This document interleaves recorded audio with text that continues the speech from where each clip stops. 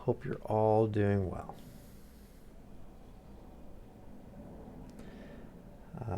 Today we are reading one of the final chapters of The Return of Sherlock Holmes. I don't know how far along we are, but it's close. It's close to the end.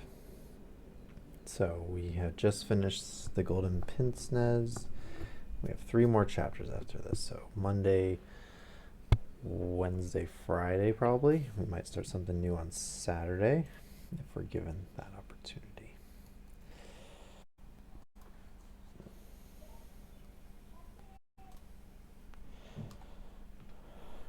Google Docs taking its sweet time responding.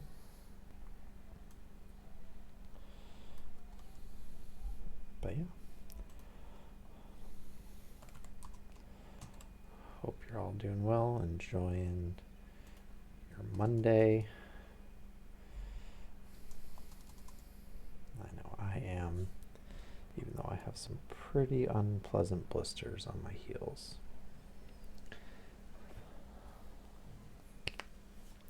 I will give viewers a few minutes to trickle in before we start reading. But yeah, last time we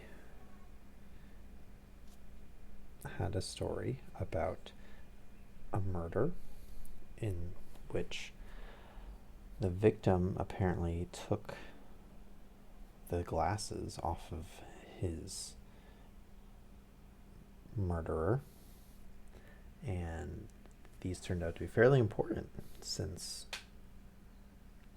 without them the killer could not see, and thus went down the wrong corridor in this house and into another room instead of the outside. And it turned out that the person who was there was like, yeah, okay, I'll hide you away until the police leave, but whatever. It was a kind of a lame motive, because if the person was arrested, then they wouldn't be able to blackmail him anymore, type of thing. So, whatever. But yeah, today we have the story of the missing 3/4.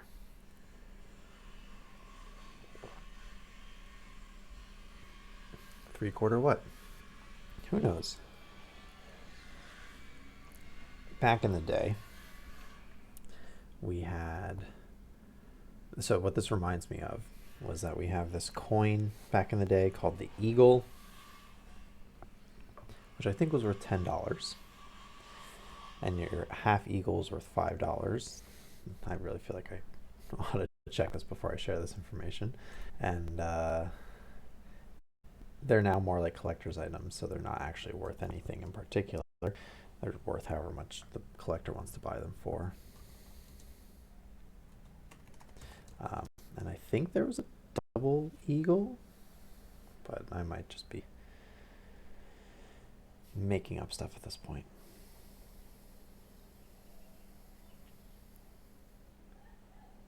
Yes, the Eagle's worth $10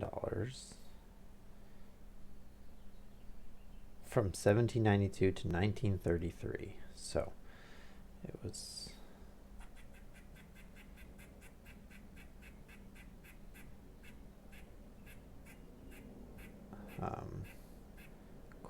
it's now worth something like $25,000 because of their rarity and collector appeal. Okay, so we have a viewer. Hello, viewer. Hope you're doing well. All roads lead to the farm. But if you're not here, no worries. I'll start reading in 30 seconds either way, just so we get going.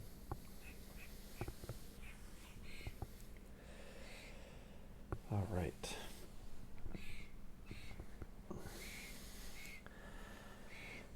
So this reminded me because we have this thing called a half Eagle, so maybe there was a 3/4 Eagle that was worth $7.50. I don't know, but I guess we're gonna find out what's the missing 3/4. Maybe it's a house and it's missing 3 of its bedrooms. Okay. We were fairly used. We were fairly accustomed to receive weird telegrams at Baker Street, but I have a particular recollection of one which reached us on a gloomy February morning, some 7 or 8 years ago, and gave Mr. Sherlock Holmes a puzzled quarter of an hour. Maybe it's missing 45 minutes. It was addressed to him and ran thus: "Please await me. Terrible misfortune. Right wing 3/4 missing. Indispensable tomorrow. Overton."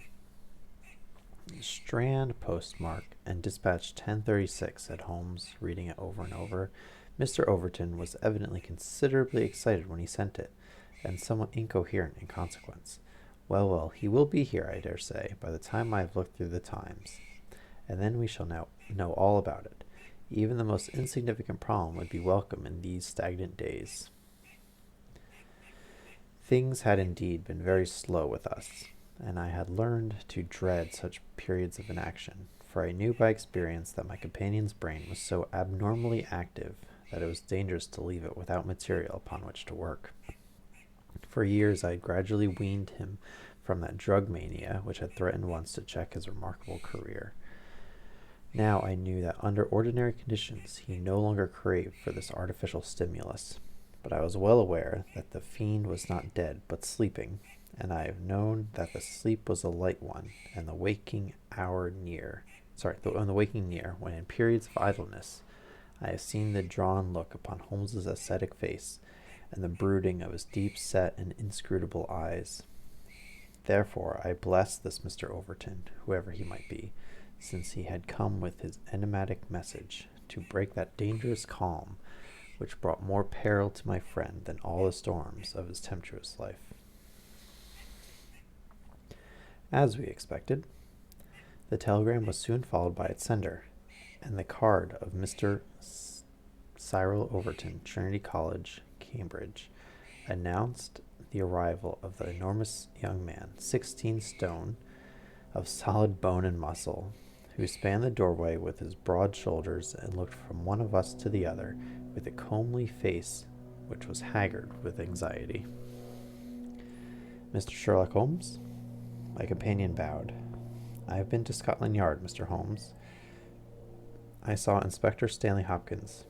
He advised me to come to you. He said that the case, so far as he could see, was more in your line than that of the regular police. Pray sit down and tell me what is the matter." "It's awful, Mr. Holmes, simply awful. I wonder my hair isn't gray. Gottfried Staunton, you've heard of him, of course. He's simply the hinge that the whole team turns on." All right, so I'm going to add these characters before I keep going. So we have Cyril Overton, who we will probably learn more about momentarily. We have Godfrey Staunton. Okay. He's simply the hinge that the whole team turns on. I'd rather spare 2 from the pack and have Godfrey for my 3/4 line. I don't know what this means. Whether it's passing or tackling or dribbling. So soccer? We very rarely talk about 3/4 lines in soccer. What a weird... Maybe it's rugby? Anyway, we'll find out. Whether it's passing or tackling or dribbling, there's no one to touch him, and he's got the head and can hold it all together. What am I to do? That's what I ask you, Mr. Holmes. There's more, first reserve, and he is trained as a half, and he always edges right in on to the scrum instead of keeping it out of the touchline. He's a fine place kick, it's true, but then he has no judgment, and he can't sprint for nuts. Why, Morton or Johnson, the Oxford Flyers, could romp around him. Stevenson is fast enough, but he can't drop from the 25 line, and 3/4 who can't either punt or drop isn't worth a place for pace alone. No, Mr. Holmes, we are done unless you can help me find Gottfried Staunton. All right, so this is definitely athlete. And I'm guessing it's rugby. I don't know any other sports. Cricket? I don't think they have passing in cricket, but what do I know? Or punting. My friend had listened with amused surprise to this long speech, which was poured forth with extraordinary vigor and earnestness, every point being driven home by the slapping of a brawny hand upon the speaker's knee. When our visitor was silent, Holmes stretched out his hand and took down letter S of his commonplace book. For once he dug in vain into that mine of varied information. There is an Arthur H. Staunton, the rising young forger, said he, and there was Henry Staunton, whom I helped to hang, but Godfrey Staunton is a new name to me. It was our visitor's turn to look surprised. Why, Mr. Holmes, I thought you knew things, said he. I suppose, then, if you have never heard of Godfrey Staunton, then you don't know Cyril Overton either. Holmes shook his head good-humoredly. Great Scott, cried the athlete. Why, I was first reserve for England against Wales, and I've skippered the varsity all this year. But that's nothing. I didn't think there was a soul in England who didn't know Godfrey Staunton, the crack three-quarter, Cambridge, Blackheath, and 5 internationals. Good Lord, Mr. Holmes, where have you lived? There is a humorous XKD talking about experts and their topic, like knowledge, and how no matter how invested you are, the more invested you are in a concept, the more you forget how little everyone else knows about that topic. So that's XACD 2501. And the joke in the comic is that they're talking about chemistry and how the average person probably only knows the formulas for a specific chemical and one or two of these other like very specific things. And it's like, no one knows any chemical compositions or formulas or anything like that. So the analogy here is that this athlete is saying, like, how do you not know every single athlete in this whole team type of thing? It's like, we don't even know what sport you're talking about, friend. Holmes laughed at the young giant's naive astonishment. You live in a different world to me, Mr. Overton, a sweeter and healthier one. My ramifications stretch out into many sections of society, but never, I am happy to say, into amateur sport, which is the best and soundest thing in England.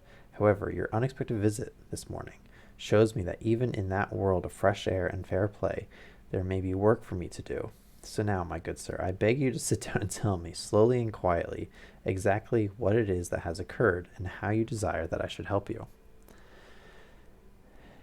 Young Overton's face assumed the bothered look of the man who is more accustomed to using his muscles than his wits, but by degrees, with many repetitions and obscurities which I may omit from his narrative, he lay his strange story before us. It's this way, Mr. Holmes. As I have said, I am the skipper of the rugger team of Cambridge varsity, and Godfrey Staunton is my best man. Tomorrow we play Oxford. Cambridge athlete. Yesterday we all came up and we settled at Bentley's private hotel. At 10 o'clock I went round and saw that all the fellows had gone to roost, for I believe in strict training and plenty of sleep to keep a fit. I don't know. What's a skipper? Coach? Let's call him a coach. Then if I'm wrong, we'll call him later. I'll fix it later. For I believe in strict training and plenty of sleep to keep a team fit. That's good. I had a word or two with Godfrey before he turned in. He seemed to me to be pale and bothered. I asked him what was the matter. He said he was all right, just a touch of headache. I bade him good night and left him. Half an hour later, the porter tells me that a rough-looking man with a beard called with a note for Godfrey. He had not gone to bed, and the note was taken to his room. Godfrey read it and fell back in a chair as if he had been poleaxed. The porter was so scared that he was going to fetch me, but Godfrey stopped him, had a drink of water, and pulled himself together. Then he went downstairs, said a few words to the man who was waiting in the hall, and the two of them went off together. The last that the porter saw of them, they were almost running down the street in the direction of the Strand. This morning Godfrey's room was empty. His bed had never been slept in, and his things were all just as I had seen them the night before. He had gone off at a moment's notice with the stranger, and no word has come back from him since. I don't believe he will ever come back. He was a sportsman, was Godfrey, down to his marrow, and he wouldn't have stopped his training and let in his skipper if it were not for some cause that was too strong for him. No, I feel as if he were gone for good, and we should never see him again. Sherlock Holmes listened with the deepest attention to this singular narrative. What did you do? He asked. I wired to Cambridge to learn if anything had been heard of him there. I have had an answer. No one has seen him. Could he have got back to Cambridge? Yes, there's a late train, 11:15. But so far as you can ascertain, he did not make it. No, he has not been seen. What did you do next? I wired to Lord Mount James. Why to Lord Mount James? Godfrey is an orphan, and Lord Mount James is his nearest relative, his uncle, I believe. Indeed, this throws new light upon the matter. Lord Mount James is one of the richest men in England. I think this keyboard just drops characters, but I only notice that when I'm using Google Docs, so it's possible that there's just a bad combination between the two. So I've heard Godfrey say. And your friend was closely related? Yes, he was his heir, and the old boy is nearly 80, crammed full of gout, too. They say he could chalk his billiard cues with his knuckles. He never allowed Godfrey a shilling in his life, for he is an absolute miser, but it will all come to him right enough. Have you heard from Lord Mount James? No. What motive could your friend have in going to Lord Mount James? This is a mouthful to say every time. I will just call him James if he comes up again. Well, something was worrying him the night before, and if it was to do with money, it is possible that he would make for his nearest relative, who had so much of it, though from all I have heard, he would not have much chance of getting it. Godfrey was not fond of the old man. He would not go if he could not help it. Stingy? That's how you spell stingy, right? Well, we can soon determine that. If your friend was going to his relative, James, you have then to explain the visit of this rough-looking fellow at so late an hour, and the agitation that was caused by his coming. Cyril Overton pressed his hands to his head. I can make nothing of it, said he. Well, I have a clear day, and I shall be happy to look into the matter, said Holmes. I should strongly recommend you to make your preparations for your match without reference to this young gentleman. It must, as you say, have been an overpowering necessity which tore him away in such a fashion. Hello.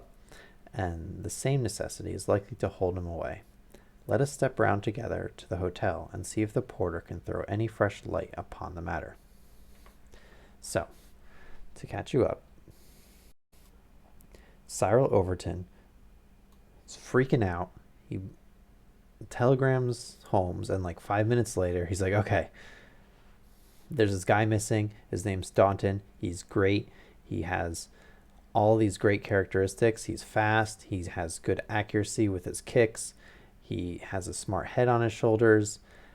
And Holmes is like, okay, why are you telling me this? Like, well, who cares? Okay, is something wrong? And yeah, they don't ever say what sport this is. So it turns out that Overton, I think, is the coach, but he's like talking in complete gibberish this whole time. It's really impossible to tell what he's talking about. But he's the client, and he goes to Cambridge. That I definitely know for sure. He called himself the skipper. for the team. I don't know what that means. So I'm guessing it's rugby. You kick things in rugby, right? But like none of the terms he used are soccer terms. And so like I don't think it's soccer, but maybe like the terminology has changed drastically over the last 150 years. But it's like I, yeah, you do everything in rugby. So turns out this Godfrey Staunton guy, this superstar of the team, is missing. They were at a hotel before a game, and someone comes up to Staunton and gives him a letter. He like turns pale and then like leaves with the guy. And they're like, okay, cool story. Why is this a problem? He's like, oh well, he hasn't come back yet. It's like, okay, thank you for telling us that. And then Overton's like, and then I talked to Lord Mount James, and they're like, who is this? Who's Lord Mount James? And it turns out it's the uncle of Staunton, who's like very rich, but he also has never given $1 away to anyone, or a pound or a shilling or whatever. And as far as he can tell, they like never talk, or they're like not very fond of each other. And so Holmes is like, well, why did you go to him? Like, sure, he's his like estranged uncle, but like, why would basically Overton's just like shouting random nonsense, going to different people, like saying nonsense the whole time. So that is the current status of what's going on. His reasoning was that, like, well, he's rich, so if Staunton needed money, he would go to his richest relative. And it's just like, well, he's never given any money away. Like, why? Okay. All right. Moving on. So, get ready for your match without him.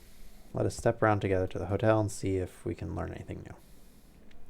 Sherlock Holmes was a past master in the art of putting a humble witness at his ease, and very soon, in the privacy of Godfrey Staunton's abandoned room, he had extracted all that the porter had to tell. The visitor of the night before was not a gentleman, neither was he a working man. He was simply what the porter described as a medium-looking chap, a man of 50, beard, grizzled, pale face, quietly dressed. He seemed himself to be agitated. The porter had observed his hand trembling when he had held out the note. Godfrey Staunton had crammed the note into his pocket. Staunton had not shaken hands with the man in the hall. They had exchanged a few sentences, of which the porter had only distinguished the one word, time. Then they hurried off in the manner described. It was just 10:30 by the hall clock. Let me see, said Holmes, seating himself on Staunton's bed. You are the day porter, are you not? Yes, sir. I go off duty at 11. The night porter saw nothing, I suppose. No, sir. One theater party came in late. No one else. Were you on duty all day yesterday? Yes, sir. Did you take any messages to Mr. Staunton? Yes, sir. One telegram. Ah, that's interesting. What o'clock was this? About 6. Where was Mr. Staunton when you received it? Here in this room. Were you present when he opened it? Yes, sir. I waited to see if there was an answer. Well, was there? Yes, sir. He wrote an answer. Did you take it? No, he took it himself. But he wrote it in your presence. Yes, sir. I was standing by the door, and he, with his back turned at the table. When he had written it, he said, All right, porter, I will take this myself. What did you write it with? A pen, sir. Was the telegraphic form one of these on the table? Yes, sir. It's the top one.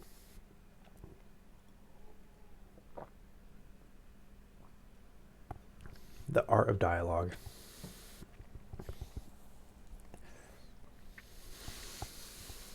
I guess if you're doing an interview, it makes sense to be these short, choppy sentences, but man. Okay. Holmes rose. Taking the forms, he carried them over to the window and carefully examined that which was uppermost. It is a pity he did not write in pencil, said he, throwing them down again with a shrug of disappointment. As you have no doubt frequently observed, Watson, the impression usually goes through, a fact which has dissolved many a happy marriage. However, I can find no trace here. I rejoice, however, to perceive that he wrote with a broad-pointed quill pen, and I can hardly doubt that we will find some impression upon this blotting pad. Ah, yes, surely this is the very thing. He tore off a strip of the blotting paper and turned towards us the following hieroglyphic. Stand for... This is too illegible. Okay. Cyril Overton was much excited. Hold it to the glass, he cried. That is unnecessary, said Holmes. The paper is thin, and the reverse will give the message. Here it is. He turned it over, and we read. Stand by and for God's sake. So that is the tail end of the telegram which Godfrey Staunton dispatched within a few hours of his disappearance.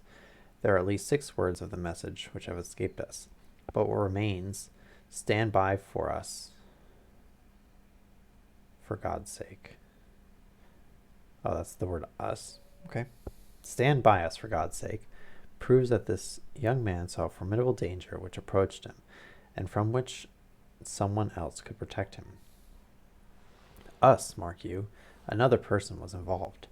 Who should it be but the pale-faced, bearded man who seemed himself in so nervous a state? What, then, is the connection between Godfrey Staunton and the bearded man? And what is the third source from which each of them sought for help against pressing danger? Our inquiry has already narrowed down to that. We have only to find to whom that telegram is addressed, I suggested. Exactly, my dear Watson. Your reflection, though profound, had already crossed my mind, but I dare say it may have come to your notice that, counterfoil of another man's message, there may be some disinclination on the part of the officials to oblige you. There is so much red tape in these matters. However, I have no doubt that with a little delicacy and finesse, the end may be attained. Meanwhile, I should like, in your presence, Mr. Overton, to go through these papers which have been left upon the table. There were a number of letters, bills, and notebooks, which Holmes turned over and examined with quick, nervous fingers and darting, penetrating eyes.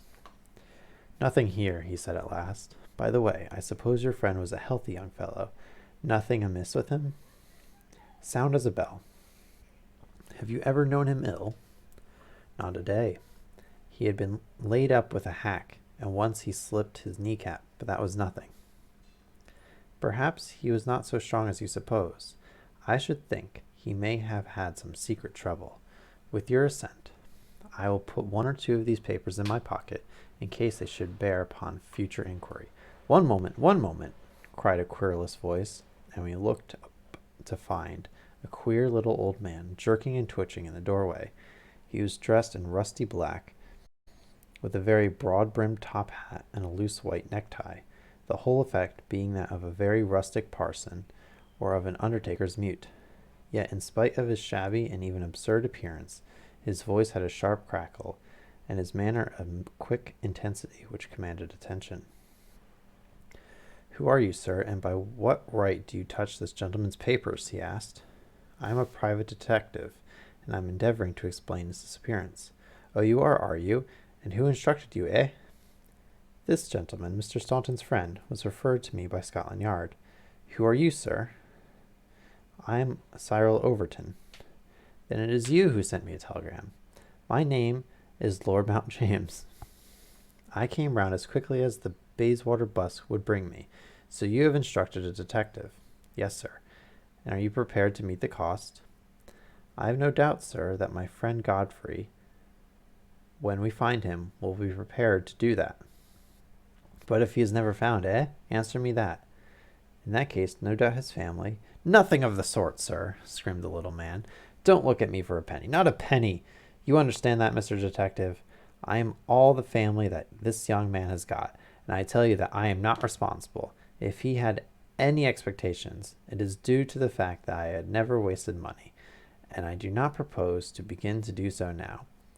As to those papers with which you are making so free, I may tell you that in case there should be anything of any value among them, you will be held strictly to account for what you do with them. Very good, sir, said Sherlock. May I ask, in the meanwhile, whether you have yourself any theory to account for this young man's disappearance? No, sir, I have not. He is big enough and old enough to look after himself, and if he is so foolish as to lose himself, I entirely refuse to accept the responsibility of hunting for him. I quite understand your position, said Holmes, with a mischievous twinkle in his eyes. Perhaps you don't quite understand mine. Godfrey Staunton appears to have been a poor man. If he has been kidnapped, it could not have been for anything which he himself possesses. The fame of your wealth has gone abroad, Lord Mount James, and it is entirely possible that a gang of thieves have secured your nephew in order to gain from him some information as to your house, your habits, and your treasure. The face of our unpleasant little visitor turned as white as his neckcloth. Heavens, sir, what an idea! I never thought of such villainy. What inhuman rogues there are in the world! But Godfrey is a fine lad, a staunch lad. Nothing would induce him to give his old uncle away. I'll have the plate moved over to the bank this evening. In the meantime, spare no pains, Mr. Detective. I beg you to leave no stone unturned to bring him back safely. As to money, well, so far as a fiver or even a tenner goes, you can always look to me. Wow, talk about Jedi mind tricks. Your whole fortune might be at risk. Okay, here's $10. Don't let that happen.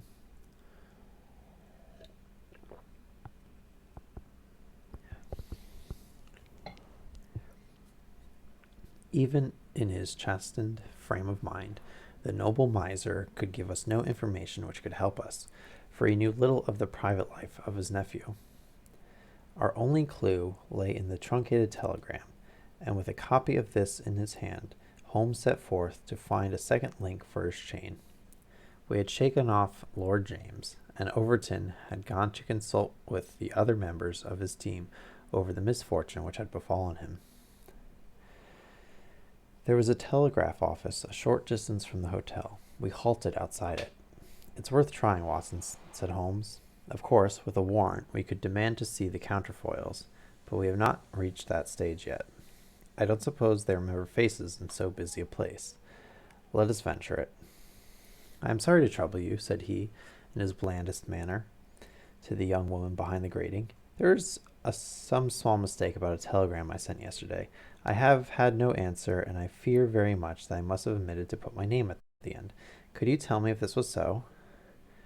The young woman turned over a sheaf of counterfoils. What o'clock was it? She asked. A little after 6. Whom was it to? Got him. Holmes put his finger to his lips and glanced at me. The last words in it were, "For God's sake," he whispered confidentially. I am very anxious at getting no answer. Oh, he's acting as though he doesn't want to have Watson overhear him. The fact that he doesn't know he's playing off is like, shh, we're not going to say who it's to. Just the last words in it were, "For God's sake." I'm very anxious at getting no answer. The young woman separated one of the forms. This is it. There is no name, said she, smoothing it out upon the counter.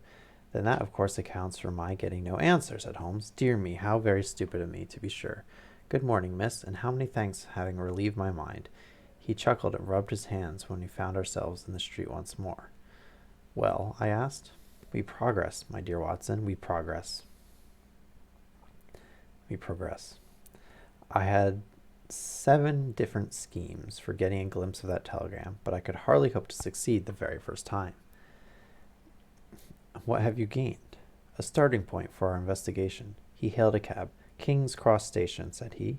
We have a journey then? Yes, I think we must run down to Cambridge together. All the indications seem to me to point in that direction. They play at Cambridge. They're a Cambridge team.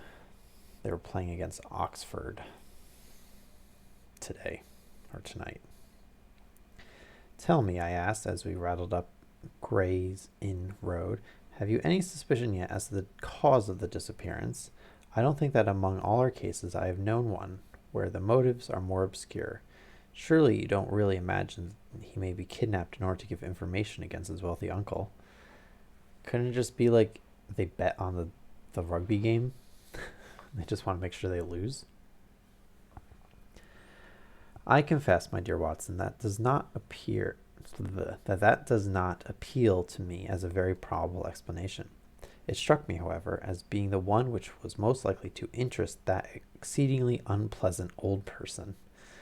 It certainly did that, but what are your alternatives? I could mention several. You must admit that it is curious and suggestive that this incident should occur on the eve of this important match, and should involve the only man whose presence seems essential to the success of the side. It may, of course, be a coincidence, but it is interesting.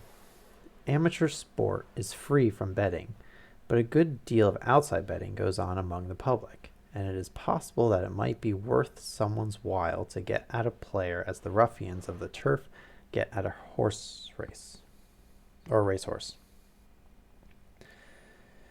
There is one explanation. A second very obvious one is that this young man really is the heir of a great property, however modest his means may be at present, and it is not impossible that a plot to hold him for ransom might be concocted. All right, so it's not going to be either of those two, since they mentioned it early on in the story. These theories take no account of the telegram. Quite true, Watson. The telegram still remains the only solid thing with which we have to deal, and we must not permit our attention to wander away from it. It is to gain light upon the purpose of this telegram that we are now upon our way to Cambridge. The path of our investigation is at present obscure, but I shall be very much surprised if before evening we have not cleared it up or made a considerable advance along it. Well, I hope you find the guy before the game starts, because nothing like getting kidnapped makes you want to play a sport more. It was already dark when we reached the old university city. Oh, too late, I guess. Holmes took a cab at the station and ordered the man to drive to the house of Dr. Leslie Armstrong.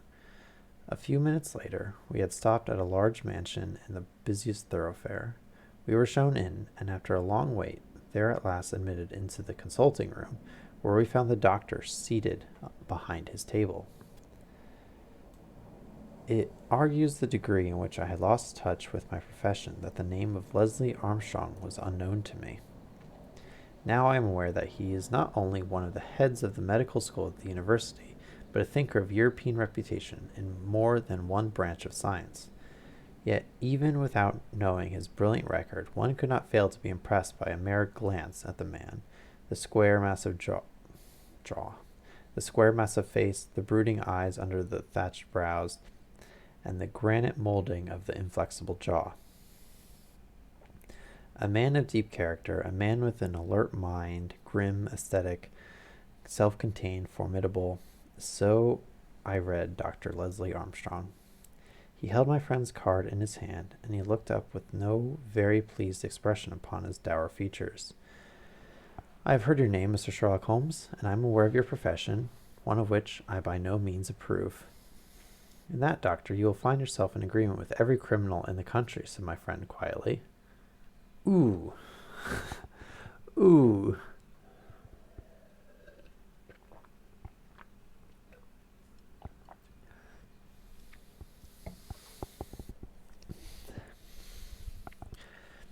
Something I need to learn to improve in my own writing. Something I would like to improve in my own writing. I obviously don't need to do it. Is subtext. And so, like, this is like such a punch in the gut if you read the subtext, right? You'll find yourself in agreement with every criminal in the country. Is not outright like saying like you're a criminal and now I suspect you, but it's implying that. It's building the tension without like just snapping it, right? It's it's saying like we have this game afoot, or there's this conflict brewing between these two. So even though we don't actually say much, we're building upon that, and that's something I think you have to plan in advance pretty far. Yeah. Some of the videos and lessons I'm taking about writing is that like so often stories can feel so boring is because they don't have subtext, is because they don't leave the reader to like gain anything or think about the story. It's just like, oh, okay, person A walked to location X. Great. There's no, or person A talked to person B. It's not, there's no like why. There's no hidden motivation. There's nothing for the reader to like grasp and theorize and to build upon. So it's going to be tricky. I think I have a few characters who can really build the subtext between them, but we'll find out. We will find out. So let's see what the subtext is between Holmes and Leslie Armstrong.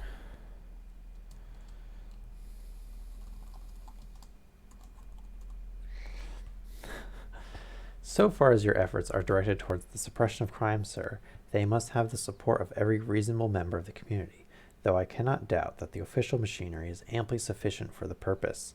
Where your calling is more open to criticism is when you pry into the secrets of private individuals, when you rake up family matters, which are better hidden, and when you incidentally waste the time of men who are more busy than yourself. At the present moment, for example, I should be writing a treatise instead of conversing with you. No doubt, doctor, and yet the conversation may prove more important than the treatise. Incidentally, I may tell you that we are doing the reverse of what you very justly blame, and that we are endeavoring to prevent anything like public exposure of private matters, which must necessarily follow when once the case is fairly in the hands of the official police. You may look upon me simply as an irregular pioneer who goes in front of the regular forces of the country. I have come to ask you about Mr. Godfrey Staunton. What about him? You know him, do you not? He is an intimate friend of mine. You are aware that he has disappeared. Ah, indeed. There is no change of expression in the rugged features of the doctor. He left his hotel last night. He has not been heard of. No doubt he will return. Tomorrow is the varsity football match. I have no sympathy with these childish games. The young man's fate interests me deeply, since I know him and like him. The football match... What? Does not come within my horizon at all. I claim your sympathy, then, in my investigation of Mr. Staunton's fate. Do you know where he is? All right, before we get the answer to the question, the terms they use were not football terms. They were not soccer terms. I'm very upset with this. All right, so they're here. I claim your sympathy. Okay. I just want to show you what these ridiculous terms were.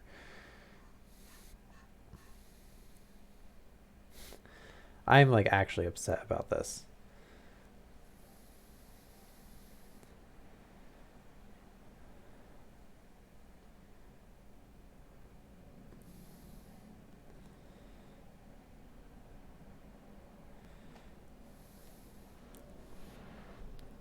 Okay. I'd rather spare 2 from the pack and leave Godfrey for my 3/4 line. The 3/4 line doesn't make any sense. We have like a defensive line, a midfield line, and an attacking line. Like that's 3. Like even if you were to like break it down, it's like 4 lines, which occasionally does happen. We don't. That's the best I can think of. But generally, there's like 3 lines in soccer. Passing, tackling, and dribbling, those make sense in soccer, right? I'm okay with that, and that's what gave me the most inclination that it was soccer. But man, like I'm really upset about this. Ugh. The 25 line isn't a thing. They talk about 3/4, and only the goalie punts the ball. So I don't know why they're talking about this field player as punting the ball.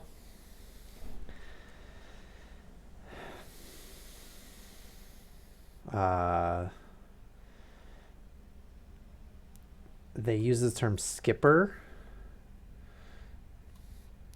I don't know. Okay. I digress.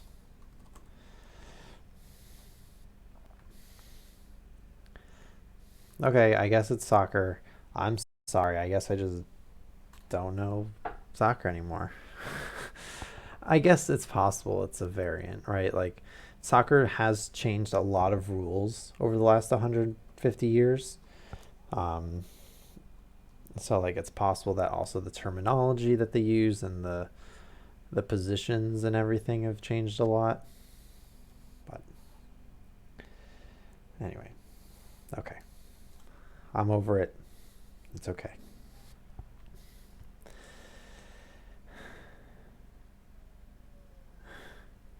Yeah. I claim your sympathy. That's true. Then, in my investigation of Mr. Staunton's fate, do you know where he is? Certainly not. Have you not seen him since yesterday? No, I've not. Was Mr. Staunton a healthy man? Absolutely. Do you ever know him ill? Never. Holmes popped a sheet of paper before the doctor's eyes. Then perhaps you will explain this receipted bill for 13 guineas paid by Mr. Godfrey Staunton last month to Dr. Leslie Armstrong of Cambridge. I picked it out among the papers from his desk. The doctor flushed with anger. I do not feel there is any reason why I should render an explanation to you, Mr. Holmes. Holmes replaced the bill in his notebook. If you prefer a public explanation, it must come sooner or later, said he. I have already told you that I can hush up that which others will be bound to publish, and you will really be wiser to take me into your complete confidence. I know nothing about it. Did you hear from Mr. Staunton in London? Certainly not. Dear me, the post office again. Holmes sighed wearily. A most urgent telegram was dispatched to you from London by Godfrey Staunton at 6:15 yesterday evening. A telegram which is undoubtedly associated with his disappearance, and yet you have not had it. It is most culpable. I shall certainly go down to the office here and register a complaint.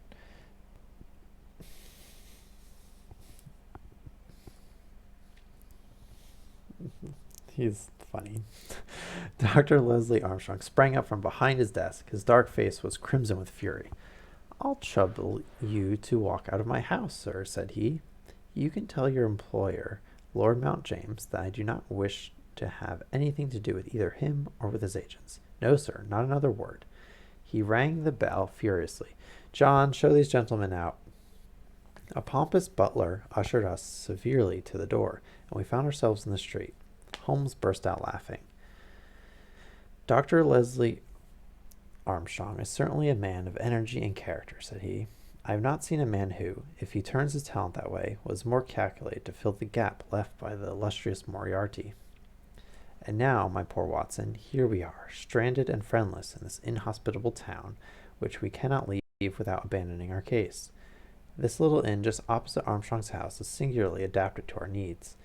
If you would engage a front room and purchase the necessities for the night, I may have time to make a few inquiries. These few inquiries proved, however, to be more lengthy proceeding than Holmes had imagined, for he did not return to the inn until nearly 9 o'clock. He was pale and dejected, stained with dust, and exhausted with hunger and fatigue. A cold supper was ready upon the table, and when his needs were satisfied and his pipe alight, he was ready to take that half-comic and wholly philosophic view which was natural to him when his affairs were going awry. The sound of carriage wheels caused him to rise and glance out of the window.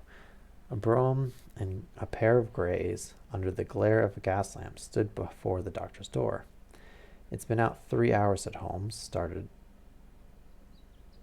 at 6:30, and here it is back again. That gives a radius of 10 or 12 miles, and he does it once or sometimes twice a day. No unusual thing for a doctor in practice.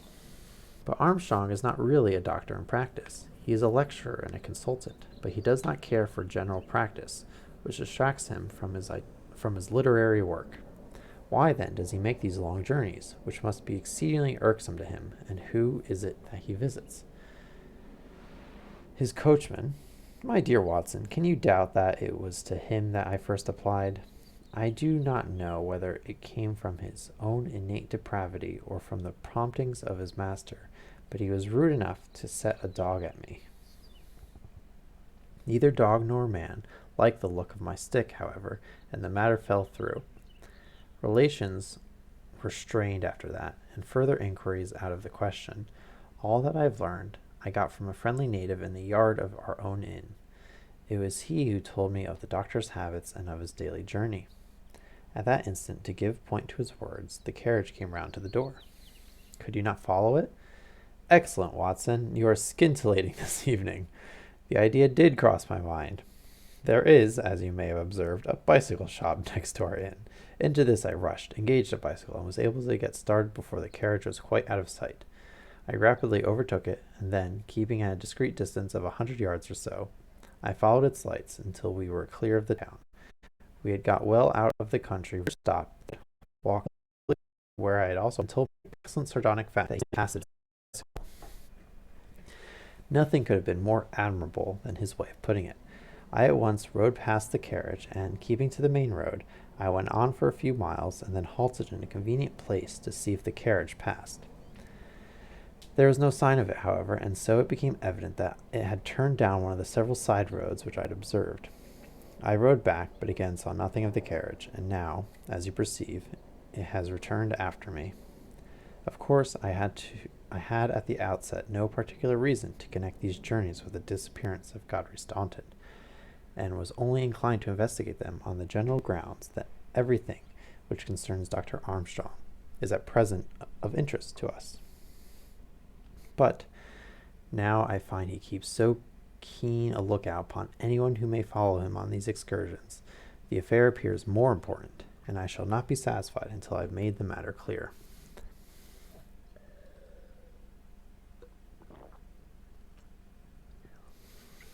The story seems to be long, but who knows? We can follow him tomorrow. Can we? It is not so easy as you seem to think. You are not familiar with Cambridgeshire scenery, are you? It does not lend itself to concealment. All this country that I passed over tonight is as flat and clean as the palm of your hand, and the man we are following is no fool, as he very clearly showed us tonight. I have wired to Overton to let us know any fresh London developments at his address, and in the meantime we can only concentrate our attention upon Dr. Armstrong, whose name the obliging young lady at the office allowed me to read upon the counterfoil of Staunton's urgent message. He knows where the young man is, to that I'll swear. And if he knows, then it must be our own fault if we cannot manage to know also.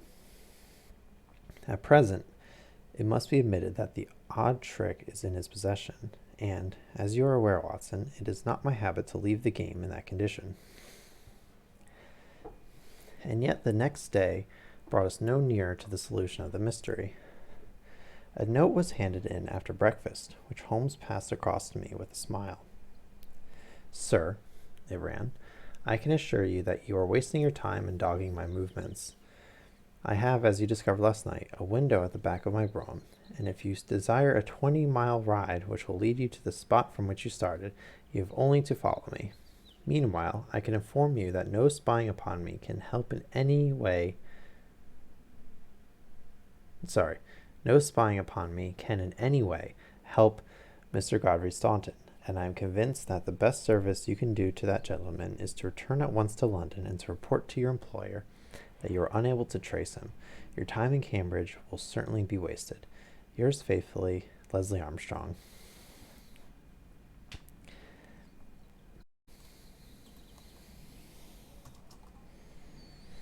An outspoken, honest antagonist is the doctor, said Holmes. Well, well, he excites my curiosity. I must really know him before I leave him. His carriage is at his door now, said I. There he is, stepping into it. I saw him glance up at our window as he did so. Suppose I try my luck upon the bicycle? No, no, my dear Watson, with all respect for your natural acumen, I do not think that you are quite a match for the worthy doctor. I think that possibly I can attain our end by some independent explorations of my own. I am afraid that I must leave you to your own devices, as the appearance of two inquiring strangers upon a sleepy countryside might excite more gossip than I care for. No doubt you will find some sights to amuse you in this venerable city, and I hope to bring back a more favorable report to you before evening. Once more, however, my friend was destined to be disappointed. He came back at night, weary and unsuccessful. So he's definitely missed the game at this point. I have had a blank day, Watson.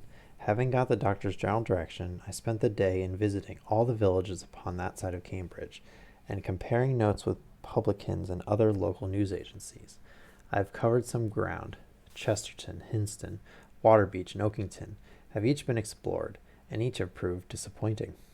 The daily appearance of a brougham and a pair could hardly have been overlooked in such sleepy hollows.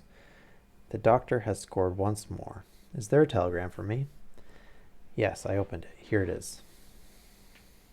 Ask for Pompey, from Jeremy Dixon, Trinity College. I don't understand it. Oh, it is clear enough. It is from our friend Overton, and is in answer to a question from me. I'll just send round a note to Mr. Jeremy Dixon, and then I have no doubt that our luck will turn. By the way, is there any news of the match?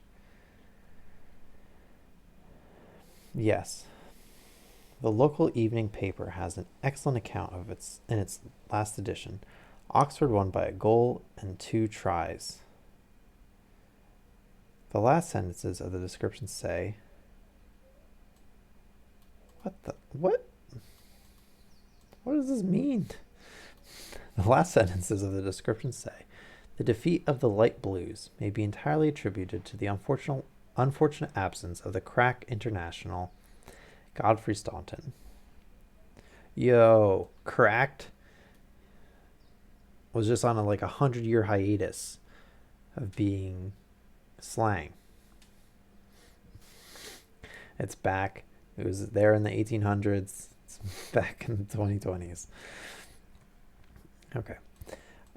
Whose want was felt at every instant of the game. The lack of combination in the three-quarter line and their weakness both in attack and defense more than neutralized the efforts of a heavy and hard-working pack.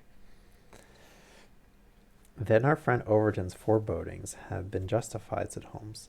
Personally, I am in agreement with Dr. Armstrong, and football does not come within my horizon. Early to bed tonight, Watson, for I foresee that tomorrow may be an eventful day.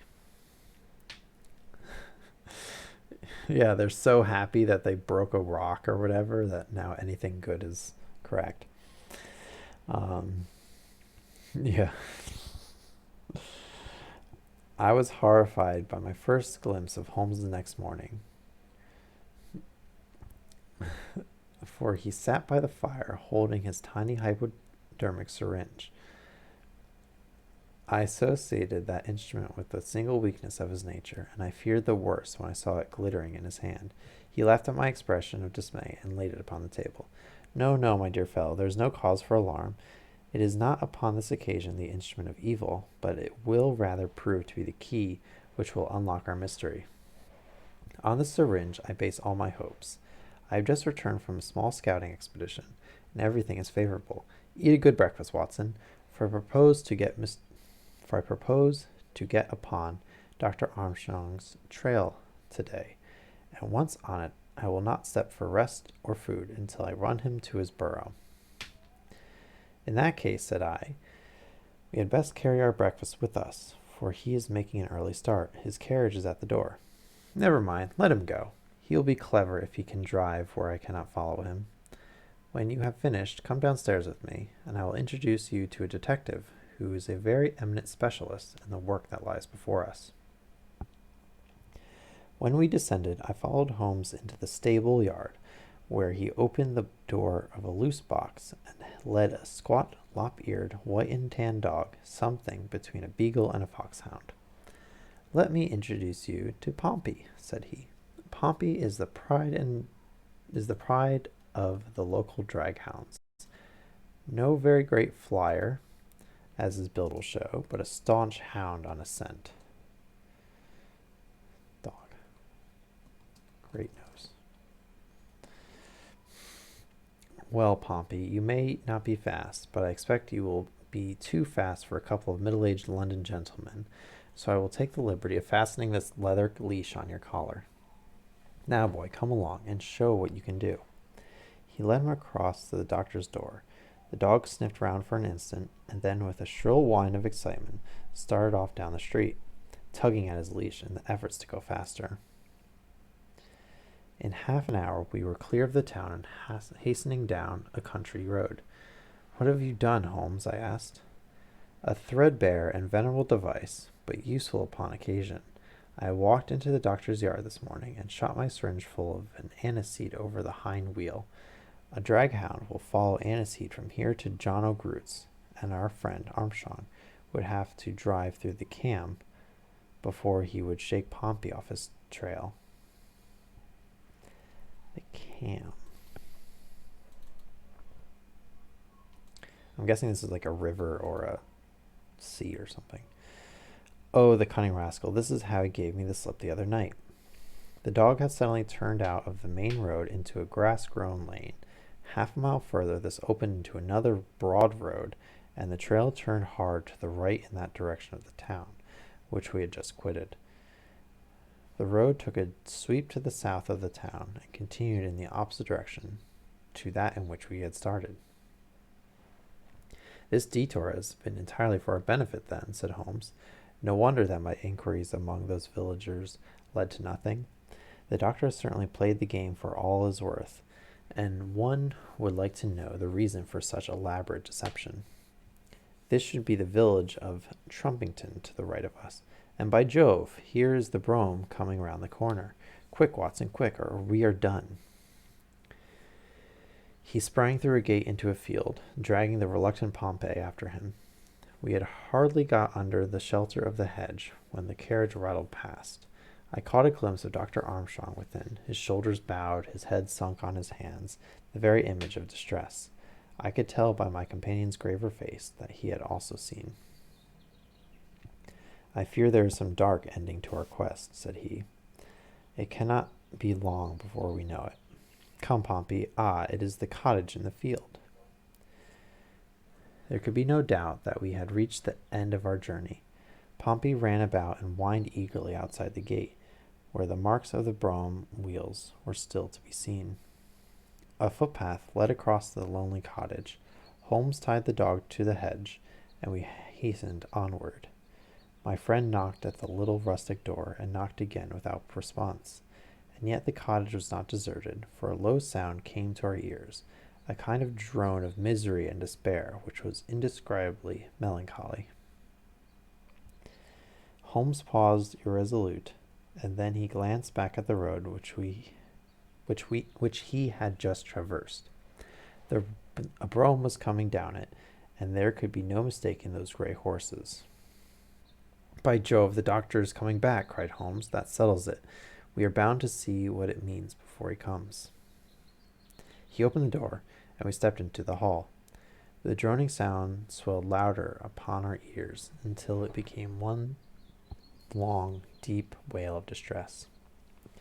It came from upstairs. Holmes darted up, and I followed him. He pushed open a half-closed door, and we both stood appalled at the sight before us. A woman, young and beautiful, was lying dead upon the bed. Oh, her calm, pale face, with dim, wide-open blue eyes, looked upward from amid a great tangle of golden hair. At the foot of the bed, half sitting, half kneeling, his face buried in his clothes, was a young man, whose frame was racked by his sobs. So absorbed was he by his bitter grief that he never looked up until Holmes' hand was on his shoulder. "Are you Mr. Godfrey Staunton?" Yes, yes, I am, but you are too late. She is dead. The man was so dazed that he could not be made to understand that we were anything but doctors who had been sent to his assistance. Holmes was endeavoring to utter a few words of consolation and to explain the alarm which had been caused to his friend by his sudden disappearance, when there was a step upon the stairs, and there was a heavy, stern, questioning face of Dr. Armstrong at the door. So, gentlemen, said he, you have attained your end and have certainly chosen a particularly delicate moment for your intrusion. I would not brawl in the presence of death, but I can assure you that if I were a younger man, your monstrous conduct would not pass with impunity. Excuse me, Dr. Armstrong, I think we are a little at cross purposes, said my friend with dignity. If you could step downstairs with us, we may be able to give some light to the other upon this miserable affair. A minute later, the grim doctor and ourselves were in the sitting room below. Well, sir, said he, I wish you to understand in the first place that I am not employed by Lord Mount James, and that my sympathies in this matter are entirely against that nobleman. When a man is lost, it is my duty to ascertain his fate. But having done so, the matter ends so far as I am concerned, and so long as there is nothing criminal, I am more anxious to hush up private scandals than to give them publicity. If, as I imagine, there is no breach of the law in this matter, you can absolutely depend upon my discretion and my cooperation in keeping the facts out of the papers. Dr. Armstrong took a quick step forward and wrung Holmes by the hand. You are a good fellow, said he. I misjudged you. I thank heaven for my compunction at leaving poor Staunton all alone in this plight caused me to turn my carriage back, and so to make your acquaintance. Knowing as much as you do, the situation is very easily explained. A year ago, Godfrey Staunton lodged in London for a time, and became passionately attached to his landlady's daughter, whom he married. She was as good as she was beautiful, and as intelligent as she was good. No man need be ashamed of such a wife. But Godfrey was the heir to this crabbed old nobleman, and it was quite certain that the news of his marriage would have been the end of his inheritance. I knew the lad well, and I loved him for his many excellent qualities. I did all I could to help him to keep things straight. We did our very best to keep the thing from everyone, for when once such a whisper gets about, it is not long before everyone has heard it. Thanks to this lonely cottage and his own discretion, Godfrey has up to now succeeded. Their secret was known to no one save to me, and to one excellent servant, who has at present gone for assistance to Trumpington. But at last there came a terrible blow in the shape of a dangerous illness to his wife. It was consumption of the most virulent kind. The poor boy was half crazed with grief, and yet he had to go to London to play his match, for he could not get out of it without explanations, which would expose his secret. I tried to cheer him up by wire, and he sent me one in reply, imploring me to do all I could. This was the telegram which you appear in some inexplicable way to have seen. I did not tell him how urgent the danger was, for I knew that he could do no good here, but I sent the truth to the girl's father, and he very injudiciously communicated it to Godfrey. The result was that he came straight away in a state bordering on frenzy, and has remained in the same state, kneeling at the end of her bed, until this morning death put an end to her sufferings. That is all, Mr. Holmes, and I am sure that I can rely upon your discretion and that of your friend. Holmes grasped the doctor's hand. Come, Watson, said he, and we passed from that house of grief into a pale sunlight of the winter day. Whew. All right. My voice is a little raspy and a little rough right now, so I think that's going to about do it for me.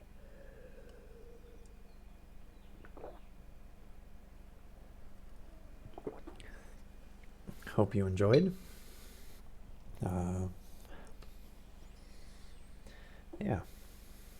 Take care, and down with Big Brother.